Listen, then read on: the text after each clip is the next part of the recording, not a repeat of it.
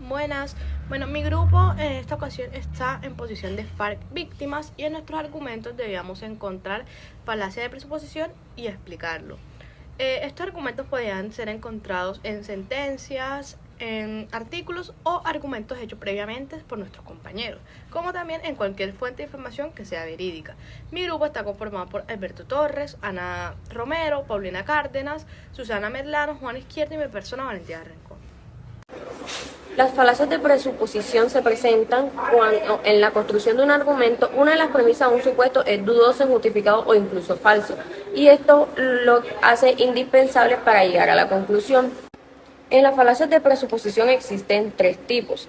La primera, falacia de accidente, que esta consiste en aplicar una regla general en casos particulares. Las circunstancias accidentales hacen que la regla sea inaplicable. Lo que es verdad en muchos casos en general puede que no sea en casos universales. A continuación seguimos con la presunción, que también se conoce como pregunta compleja. La presunción más común es hacer una pregunta de tal manera que llegue a una conclusión indirectamente. Como su mismo nombre lo dice, aquella que está acompañada de una pregunta. Esta busca dar veracidad a sus intervenciones, confundiendo a las personas con una proposición oculta y que ésta sea falsa. Esto puede ser un recurso engañoso. El autor puede plantear una pregunta y asimismo responderla de tal manera que sea seguida y que ayude a reforzar su intervención. El porqué de su contenido no se discute, pero al tener tanta fuerza, esto procura intimidar al lector y aunque éste no lo hace intencionalmente, siempre será su fin. En el derecho se utiliza el término de carga negativa. Es la negación que busca suponer la verdad de afirmar la negación de un otro supuesto. A continuación está la petición de principio. Como nos menciona el texto, es asumir la verdad de lo que uno intenta decir o probar en el intento de probarlo. Aunque esto puede ser un error tonto, pues es algo bastante común, ya que son detalles que si no se tienen en cuenta harán del argumento algo repetitivo. Lo que conocemos como circularidad del pensamiento, que es aquel contenido integrado en las premisas que es el mismo en la conclusión, ya que están encubiertas con otras palabras pero tratan de decir lo mismo. En la petición de principio, el autor no tiene en cuenta los sinónimos de estas palabras, por eso llega a oscurecer este argumento con diferentes términos. Bueno, como ya mis compañeras anteriormente mencionaron el concepto de falacia de accidente, yo les vengo a plantear un argumento el cual contiene ese tipo de falacia. El argumento dice de la siguiente manera. En la historia del conflicto armado entre los años 1990 y 2000, el reclutamiento forzado fue muy común, dado que los grupos armados ilegales involucraban niños, niñas y adolescentes para utilizarlos activamente en dichas hostilidades, así como aumentar el poder de sus ejércitos. En consecuencia, los niños que nacieron allí, como aquellos que fueron reclutados durante su infancia, terminaron vulnerando derechos de otras personas influenciados u obligados por estos grupos armados. Bueno, yo considero que esta presuposición de accidente se puede evidenciar en este argumento porque no hay pruebas contundentes que demuestren que la totalidad de las personas reclutadas fueron obligadas.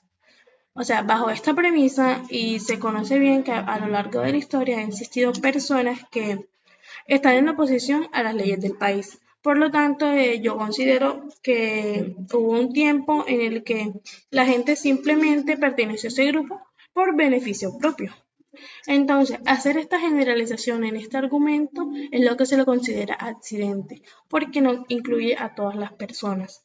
Hay que tener en cuenta para poder evidenciar esto eh, que se hace de una manera que no es voluntaria. O sea, puede ser cualquier persona lanzando un comentario al aire que hace una generalización que no debe ser así.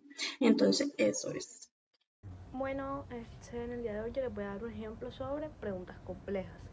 Eh, para yo encontrar este ejemplo estuve buscando muchos argumentos y encontré este en la Universidad IAFIT Colombia, donde nos hablaba sobre la inscripción del debate de la sentencia 599 de 2019, donde básicamente nos exponen el caso de una mujer quien la corte para proteger su identidad llama Elena.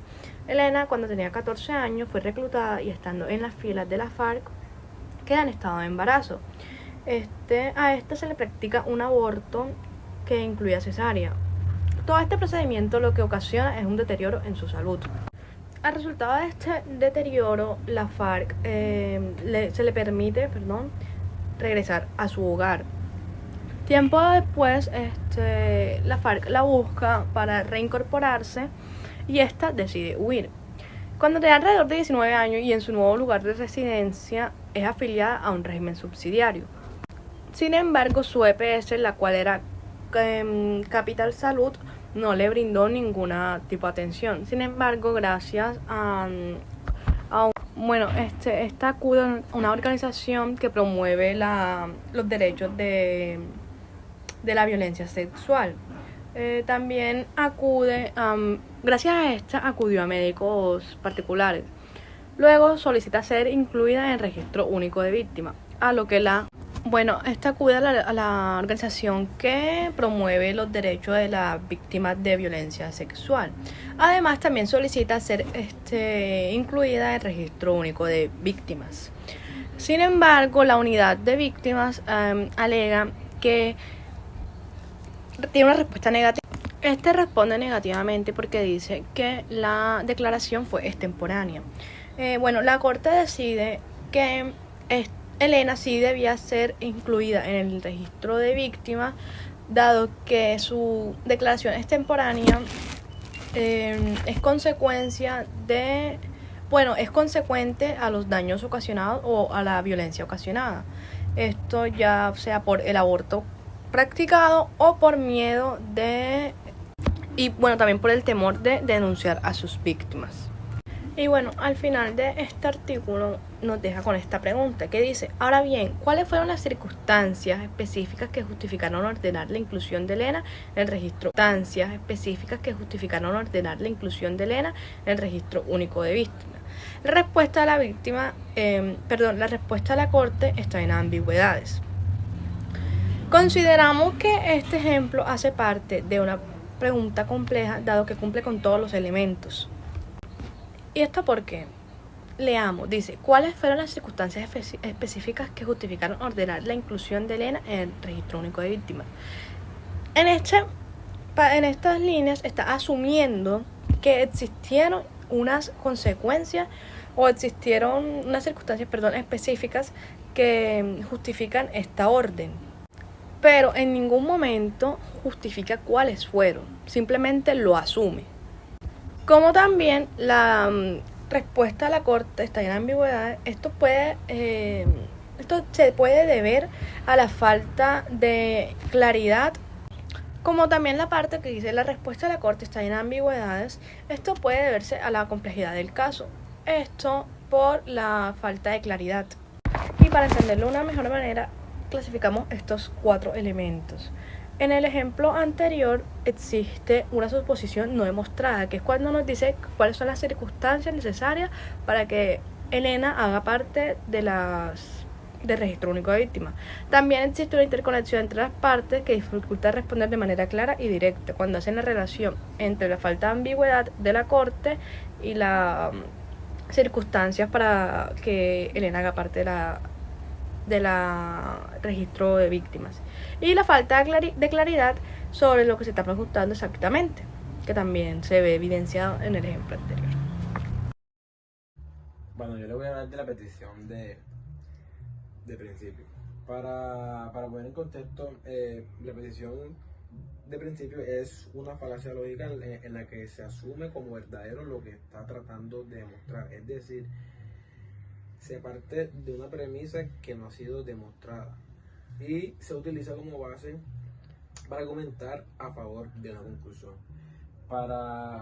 Le traigo como ejemplo este argumento que lo cogí de uno de mis compañeros y dice: no es posible que un niño, niña o adolescente que siendo menor de edad se desarrolló en un ámbito de guerra, no conoció otro espacio para desenvolverse, se vio obligado a vivir en medio de esta situación e incluso cometería crímenes de lesa humanidad, pueda ser juzgado y pueda ser condenado, puesto que más allá del consentimiento del menor, todo lo que éste hace lo realiza simplemente o obedeciendo a lo que le ordena, incluso por temor. llevándolo así a la comisión de delitos y a la renuncia de tener una vida libre y digna, es decir, que afecta a otros y se afecta a sí mismo.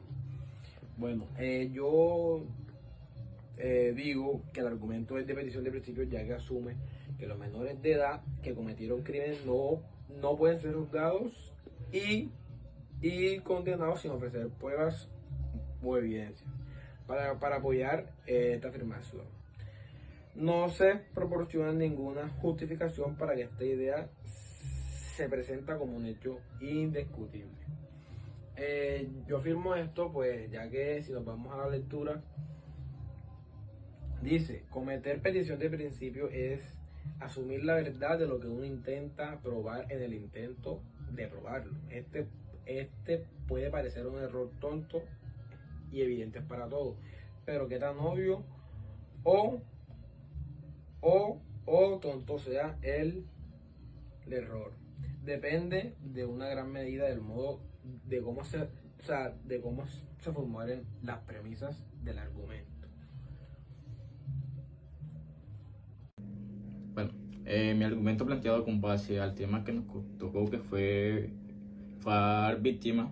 El conflicto armado en Colombia ha sido complejo y las FARC han sido tanto perpetuadores de sus propios actos, como en algunos casos víctimas de sus presuposiciones erróneas. Las falacias de presuposición se caracterizan en este sentido, ya que la FARC, como únicamente agresores, sin considerar la diversidad de circunstancias y roles dentro de la organización, algunos individuos dentro de la FARC podrían haber sido reclutados en contra de su voluntad, siendo víctimas de un entorno hostil, dificultades socioeconómicas y precisiones de intereses. Pues esto es lo que asemejo con lo que se puede plantear con las falsedades de presuposición.